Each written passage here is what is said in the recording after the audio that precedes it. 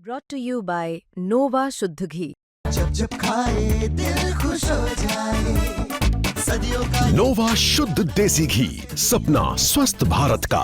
I love ghee. Cup syrup तस्करी के मामले में उत्तर प्रदेश में एक और गिरफ्तारी हुई है और ये नाम है आलोक सिंह का। बर्खास्त सिपाही और पुलिस में काम करने वाले आलोक सिंह ने कोर्ट में सरेंडर की अर्जी दी थी। लखनऊ में उन्हें एसटीएफ ने गिरफ्तार किया है। अब उन्हें कोर्ट के सामने पेश किया जाएगा। आपको बता दें कि आलोक सिंह को लेकर तब सर्कुलर नोटिस जारी किया गया जब अमित सिंह टाटा की गिरफ्तारी हुई और शुभम जायसवाल, जिन्हें किंगपिन बताया जा रहा है, उनके पिता भोला प्रसाद की गिरफ्तारी हुई। आलोक सिंह 2006 में प्रयागराज में एक लूट कांड में उनका नाम आया था और उसके बाद 2019 में लखनऊ में एक और मामले में, धमकी देने के मामले में उन पर नामजद एफआईआर हुई थी, जिसके बाद उन्हें बर्खास्त किया गया था। चंदौली के रहने वाले आलोक जो है, पैतृक निवास उनका चंदौली है। कहा जाता है कि लखनऊ में ही रहते हैं, पुलिस में काम करते थे, बर्खास्त हैं।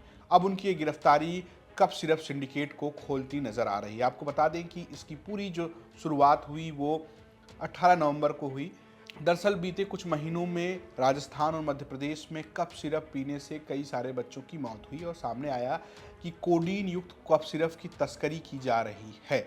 18 नवंबर को एक नियमित जांच के दौरान सोनभद्र में एक ट्रक पकड़ा गया जिसमें से चिप्स के पैकेट थे। उसको जब खंगाला गया तो कोडीन युक्त कप सिरप निकला। तो उसके तार जुड़े बनारस में किंगपिन जो है तस्करी का, वो शुभम जायसवाल बताया गया। शुभम जायसवाल का जैसे ही नाम सामने आया तो वो वहाँ से भाग गया और वो बताया जा रहा है कि वो दुबई में है और उसको लाने के लिए अर्जी भी डाली गई है। इसके अलावा शुभम के जो पिता हैं भोला प्रसाद, उन्हें कोलकाता एयरपोर्ट से गिरफ्तार किया गया और अमित सिंह टाटा, एक और नाम जिसे एसटीएफ उठा चुकी है और इस गिरफ्तार करके उनसे भी अलग अलग किस्म से पूछताछ की जा रही है और अब अलग अलग तरीके से सिंडिकेट के लोगों को गिरफ्तार किया जा रहा है। अमित सिंह टाटा की चर्चा क्यों खूब रही, क्योंकि जौनपुर का रहने वाला अमित सिंह टाटा चुनाव लड़ना चाह रहा था ब्लॉक प्रमुखी का और उसका एक फर्म जो है वो झारखंड में था। आलोक सिंह के भी एक फर्म का खुलासा हुआ है जो इस तस्करी के गिरोह में शामिल था। अब अमित सिंह टाटा की गिरफ्तारी के बाद और बहुत सारी बातें हो रही हैं। आलोक सिंह का भी एक फर्म था जिसको लेकर अब जांच की जा रही है। बहुत सारी तस्वीरें सोशल मीडिया पे, बहुत सारी फोटोज और बहुत कुछ चर्चा में है। एक एक करके यूपी एसटीएफ कार्रवाई कर रही है। अखिलेश यादव भी लगातार सक्रिय हैं और वो वन डिस्ट्रिक्ट वन माफिया की बात कर रहे हैं। अमित सिंह टाटा की गिरफ्तारी और उसके बाद बर्खास्त पुलिस वाले आलोक सिंह की गिरफ्तारी के बाद अब लगता है कि धीरे धीरे सिंडिकेट का पूरा खुलासा हो जाएगा। ये स्टोरी भेजी थी लखनऊ से हमारे सहयोगी आशीष श्रीवास्तव ने। देखते रहिए यूपी तक। नमस्कार।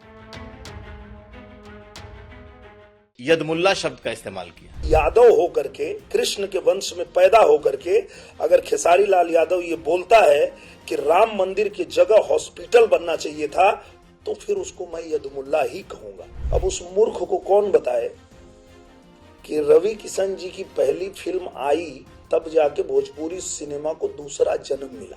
सभा में गाली देगा और फोन करके माफी मांग लेगा। तो मेरा मानना ये है कि अगर ये बाजार में गाली दे रहा है तो इसको बाजार में ही जूता मारो।